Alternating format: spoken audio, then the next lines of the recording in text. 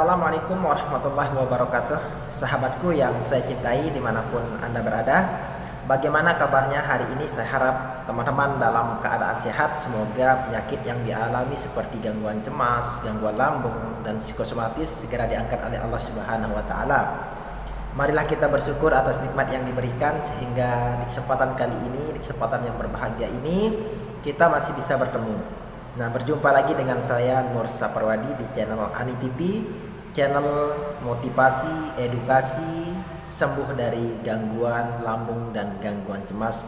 Di sini saya berbagi kepada teman-teman berdasarkan pengalaman saya atas apa yang pernah saya alami dan saya rasakan, karena teman-teman saya adalah orang yang pernah terkena gangguan lambung dan gangguan cemas cukup parah. Kurang lebih 2 tahun saya mengalami kondisi yang teman-teman alami saat ini. Mungkin teman-teman tidak sebanding dengan apa yang pernah saya alami dan saya rasakan, karena ketika hari-hari saya saat terkena gangguan lambung dan gangguan cemas, yang saya lakukan hanya bisa berbaring, hanya bisa berada di dalam kamar, tidak bisa berbuat apa. Jalan pun pada waktu saya terkena gangguan lambung dan gangguan cemas itu, ke kamar mandi saja saya merangkak, teman-teman. Saya pegang tembok karena pada saat itu sangat parah. Rambut saya itu gondrong, teman-teman, karena pada waktu itu saya merasakan bahwa hanya saya saja yang terkena gangguan lambung dan gangguan cemas.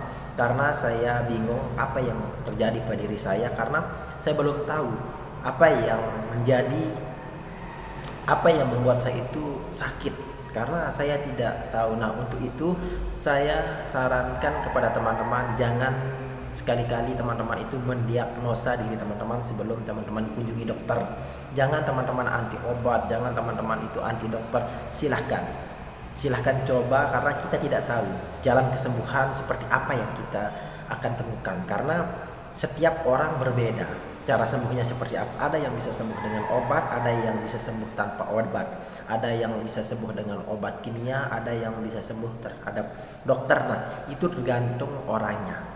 Karena di sini teman-teman saya pernah mencoba dari semua yang direkomendasikan dari dokter, dari teman kita, dari teman-teman di YouTube. Saya pernah mencoba, tapi belum juga ada perubahan pada waktu itu. Dan alhamdulillah ketika saya pelajari, saya amati setiap sensasi yang saya rasakan. Karena ketika kita mengalami yang namanya gangguan cemas dan gangguan lambung ini, kita itu sebenarnya diajarkan untuk belajar berproses. Apa yang kita rasakan hari ini belum tentu terjadi di besok pagi. Dan sensasi yang kita rasakan hari ini sama sensasi yang kita rasakan keesokan harinya. Sama halnya ketika teman-teman merasakan takut mati, takut pingsan, takut jalan jauh, takut penyakit berat, takut dengan hal-hal tertentu. Tapi kenyataannya ketika teman-teman lakukan, misalnya ketika teman-teman mau berobat ke dokter, berpergian jauh, teman-teman itu sebelum pergi teman-teman sudah memikirkan apa yang akan terjadi, apa yang akan saya dapatkan, apa yang terjadi pada diri saya, sehingga teman-teman itu semakin panik, semakin cemas. Padahal ketika teman-teman coba lakukan itu, saya yakin teman-teman itu tidak akan menemukan hal yang ada di pikiran teman-teman. Karena saya pernah merasakan itu pada waktunya. Saya sangat panik, saya sangat cemas ketika di besok hari saya mau pergi berobat, tapi dengan perjalanan jauh, kurang lebih 100 km. Nah, ketika di malam hari saya memikirkan apakah saya itu akan terkena penyakit yang berbahaya. Nah, saya sehingga pada waktu malam hari saya tidak bisa tidur, memikirkan hal itu, padahal hal sepele, tapi kita selalu memikirkan hal-hal negatif, hal-hal yang seolah-olah membahayakan diri kita. Nah, tapi di kesempatan kali ini saya akan membagikan teman-teman rumus sembuh dari gangguan cemas dan gangguan lambung psikosomatis. Di sini teman-teman, kita sama-sama belajar, saya itu akan berusaha menjawab dari perkataan teman-teman apa yang menjadi faktor saya itu sembuh dari gangguan lambung dan gangguan cemas. Di sini saya akan berbagi, di sini saya akan berusaha menemani teman-teman, karena yang dibutuhkan oleh orang yang terkena asam lambung, gangguan cemas ini adalah siapa yang dia percaya untuk ngobrol. Karena ketika orang yang terkena gangguan lambung, gangguan cemas ini, ketika dia merasa tenang, ketika dia merasa nyaman terhadap orang yang memberikan dia motivasi, maka dia akan bangkit, semangatnya akan tumbuh. Nah, seperti itu saya akan berusaha menemani teman-teman. Jika teman-teman saat ini sendiri, jangan panik, jangan takut, jangan cemas. Nah, silahkan tulis di kolom komen apa saja sensasi yang teman-teman rasakan sampai saat ini. Nah, hal yang pertama yang harus teman-teman lakukan ketika mau sembuh dari gangguan lambung, gangguan cemas itu adalah teman-teman itu harus semangat, harus optimis, harus yakin. Nah, ini adalah konsep yang teman-teman harus pegang. Semangat, optimis, dan yakin sembuh. Ketika teman-teman sudah punya yang 3 hal ini, 3 kata ini, maka teman-teman itu akan semakin semangat, akan semakin lebih energi, karena motivasi yang dibutuhkan oleh orang yang terkena gangguan cemas asam lambung ini sangat perlu. Tapi ketika teman-teman itu tidak percaya terhadap diri teman-teman itu tidak yakin untuk sembuh, teman-teman itu bahwa berpikir apakah hanya saya yang mengalami ini, orang lain tidak seperti ini, dan teman-teman itu selalu bandingkan diri teman-teman dengan orang lain. Tapi ketika teman-teman sudah semangat, sudah optimis, sudah yakin sembuh dari gangguan lambung, gangguan cemas, maka itu akan membuat teman-teman itu semakin percaya diri. Teman-teman, banyak orang-orang yang bisa sembuh dari gangguan lambung, gangguan cemas. Buktinya saya sendiri, saya pada waktu terkena gangguan lambung dan gangguan cemas, saya pernah berpikir ini adalah akhir dari segalanya, saya tidak bisa sembuh. Ini adalah penyakit yang berbahaya, ini adalah penyakit yang saya alami sendiri. Tapi ketika kita melihat, ketika kita buka Facebook, ribuan orang yang mengalami hal yang sama dan ribuan orang bahkan yang sudah sembuh. Di YouTube pun seperti itu, di kolom komen banyak begitu teman-teman kita yang berjuang terhadap gangguan cemas dan gangguan lambung ini, dan alhamdulillah semua. Kadang ribuan orang yang masih terkena, tapi ribuan orang yang sudah sembuh. Itu buktinya bahwa jika Allah berkehendak tidak ada yang tidak mungkin, apapun penyakit pasti akan sembuh. Nah, seperti itu yang harus teman-teman jaga, kata itu yakin, optimis, dan semangat. Nah, ketika teman-teman sudah punya ini, selanjutnya yang teman-teman itu harus jaga yaitu adalah pola makan. Teman-teman itu harus dijaga. Pola pikir teman-teman itu harus selalu steril, harus bisa meminimalisir setiap pikiran-pikiran negatif, pikiran-pikiran yang buruk yang ada setiap hari. Selanjutnya yaitu adalah pola tidur teman-teman.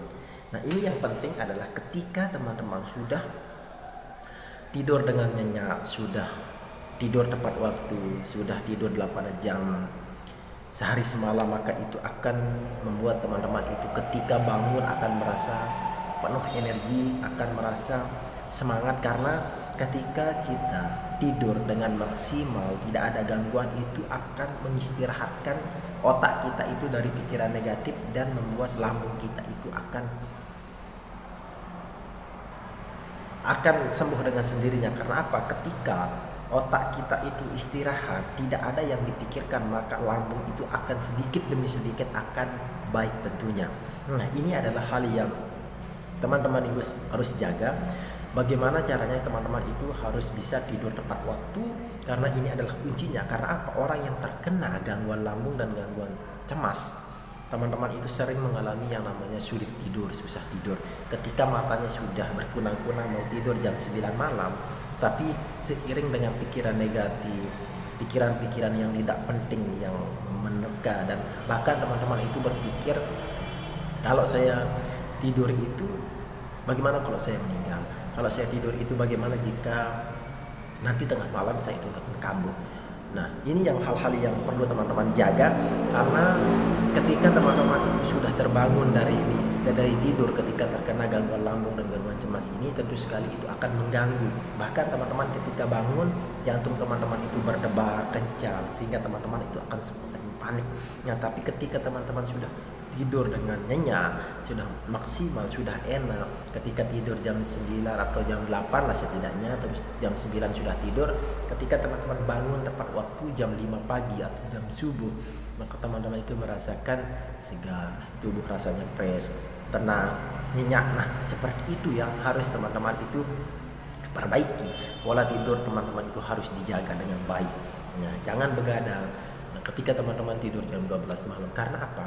Orang yang terkena gangguan lambung, gangguan cemas ini yang saya alami adalah kita itu merasakan walaupun kita tidur, tapi kita ketika pagi hari kita merasakan seolah kita itu tidak pernah tidur. Nah, ini yang sering saya alami dan saya jumpai pada waktu saya terkena gangguan lambung dan gangguan cemas itu. Padahal misal jam 11 malam saya tidur, terus pagi hari padahal waktunya sangat tepat, tapi keesokan hari itu saya tidak pernah merasa tidur. Itu yang saya rasakan.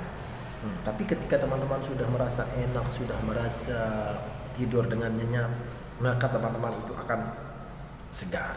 Terus teman-teman itu akan semakin percaya diri. Nah, ini yang teman-teman jaga. Pola tidur teman-teman sudah maksimal, itu sudah akan menunjukkan karena kita itu membutuhkan istirahat pikiran kita. Itu yang kita istirahatkan pikiran kita supaya lambung itu tidak terkikis. Karena begini ilustrasinya teman-teman, lambung dan otak itu adalah satu jalur. Ketika cemas yang berlebihan yang kita alami, terus panik, terus kita merasa takut, tentu sekali asam lambung itu akan diproduksi secara berlebihan, sehingga akan mengakibatkan naik asam lambung ke kerongkongan.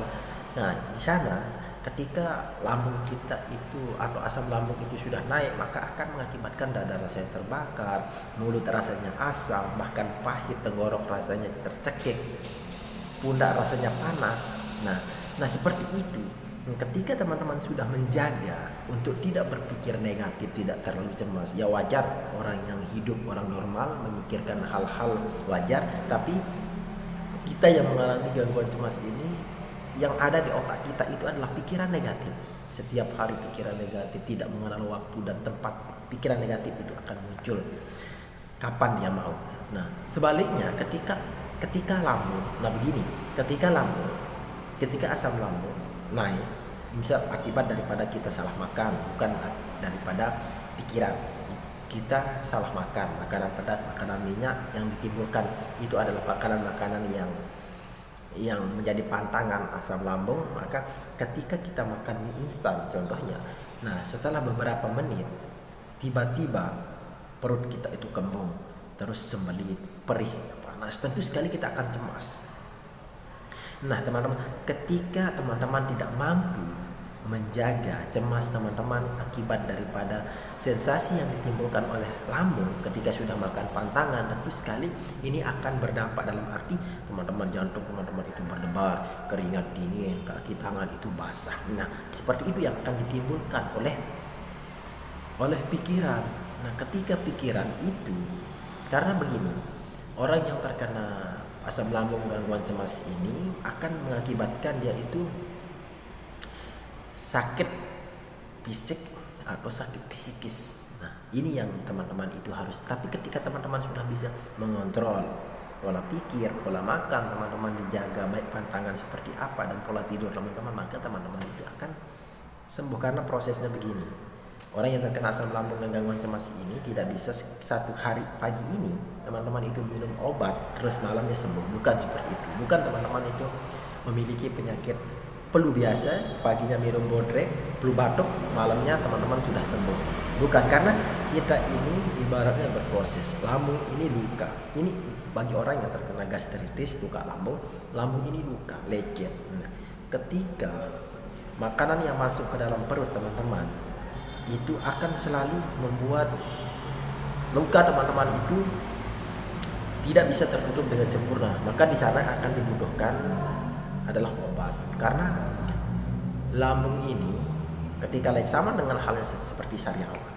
Tapi sariawan itu yang cukup di mulut, kita tidak pernah pikirkan kapan sembuh, tapi cepat sembuh 3-4 hari. Ketika kita tidak makan sambal pedas pasti akan sembuh. Nah seperti itu, lambung itu seperti itu, dan ini letaknya di dalam sehingga harus perlahan ketika teman-teman minum kunyit. Nah ada juga obat di mana kita itu disarankan untuk berpuasa karena kita itu mengistirahatkan lambung kita sehingga betul-betul membuat lambung kita kosong, tidak ada hal-hal negatif yang masuk. Nah, untuk selanjutnya yang teman-teman harus lakukan ketika terkena gangguan lambung, gangguan cemas tadi, yang pertama yakin, optimis dan semangat. Yang kedua adalah pola makan, pola tidur, pola pikir teman-teman. Selanjutnya itu adalah sabar, ikhlas. Nah, ini adalah hal yang paling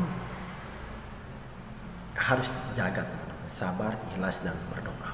Karena yang saya temukan, bukan saya temukan tapi yang saya alami ketika saya terkena gangguan lambung, gangguan cemas ini, rasa ego. Kita yang saya rasakan itu adalah cepat pemarah, cepat egois. Ketika kita tidak didengar, ketika kita merasa sendiri, seolah-olah kita itu tidak percaya dengan lingkungan kita, seolah-olah kita itu tidak percaya kepada keluarga kita. Kita merasa hanya sendiri, tidak ada yang mau menolong kita, sehingga terus kita itu cepat tersinggung, cepat marah. Kita itu menyalahkan Tuhan, kita itu tidak mau introspeksi diri, kita itu menyalahkan keadaan. Kenapa saya ini, kenapa saya itu putus asa. Nah, seperti itu teman-teman itu harus sabar. Ketika teman-teman itu sabar, tentu sekali hati teman-teman itu akan merasa tenang, nyaman. Karena ini adalah kuncinya. Ketika teman-teman itu sabar menjalani setiap proses dia 1 bulan, 2 bulan jika yakin, tapi ketika teman-teman tidak sabar, yang teman-teman pikirkan kapan saya sembuh, kapan saya bisa kerja, kapan saya itu bisa makan enak, kapan saya itu bisa melewati seperti ini, dan teman-teman itu selalu mengeluh. Tapi ketika teman-teman itu sudah sabar, terserah Allah mau kapanpun disembuhkan, tidak menjadi masalah. Setiap sensasi ibaratkan angin halus yang pergi, yang melintas, yang sensasi itu muncul ketika dia datang langsung dia pergi. Itulah pikiran kita. Terus kita ikhlas menjalani setiap proses-proses kehidupan yang dijalani setiap hari. Dan jangan lupa untuk berdoa. Karena sejatinya yang dapat menyembuhkan kita adalah Allah Subhanahu wa taala. Yang memberikan kita penyakit Allah Subhanahu wa taala, dan yang menyembuhkan kita adalah Allah Subhanahu wa taala. Sehingga kita akan percaya, kita berserah diri atas apa yang kita lakukan. Karena sejatinya begini teman-teman. Teman-teman ini terkena gangguan lambung dan gangguan cemas itu apa penyebabnya? Ini yang teman-teman itu harus yakini, harus lakukan. Apa yang menyebabkan saya itu terkena gangguan lambung dan gangguan cemas sehingga saya itu terkena? Nah, ini yang teman-teman itu harus bisa pelajari. Nah, semoga di video kali ini memberikan teman-teman motivasi, semangat. Jika video ini bermanfaat, silahkan share. Kita itu teman-teman sama-sama berjuang. Semoga kita itu tetap diberikan kesehatan dan dilancarkan rezeki kita. Teman-teman, sudah berapa pengorbanan waktu, sudah berapa uang yang dihabiskan untuk berobat tapi belum juga ada perubahan. Sabar, ikhlas dan tetap berdoa. Semoga bermanfaat untuk kita semua. Terima kasih. Wassalamualaikum warahmatullahi wabarakatuh.